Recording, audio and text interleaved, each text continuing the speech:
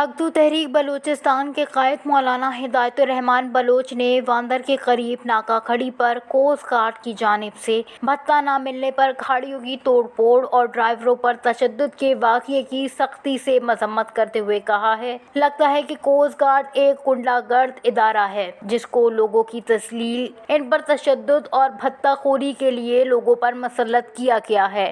مولانا ہدایت الرحمان بلوچ نے واضح طور پر کہا ہے کہ کوسٹ گارڈ کی غنڈہ گردی اور بھتہ گیری کے خلاف ہر ممکن جدوجہد کریں گے۔ اس ادارے کو مزید لوگوں پر تشدد اور بھتہ گیری کی اجازت نہیں دیں گے۔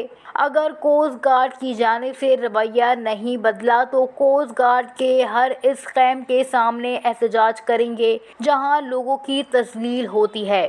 زیر اثنا ایک اور بیان میں ٹرانسپورٹ برادری نے بھی ناکہ کھڑی میں پاکستان کوسٹ گارڈ کی جانب سے بھتہ گیری کا الزام عائد کیا گیا۔ ان کے مطابق پاکستان کوسٹ گارڈ کے چند افسران سرعام بھتہ وصول کرنے لگے۔ بھتہ نہ دینے کی صورت میں ٹرانسپورٹر کی گاڑیوں کے شیشوں کو توڑ کر کروڑوں روپے کا نقصان پہنچا دیا۔ انہوں نے بتایا کہ پچھلے دنوں بھی مذکورہ اہلکاروں نے گاڑیوں کے شیشے توڑ دیے اور ڈرائیوروں پر تشدد کیا، لیکن پاکستان کوسٹ گارڈ کے بالا افسران نے اس افسوسناک واقعے پر کوئی ایکشن نہیں لیا۔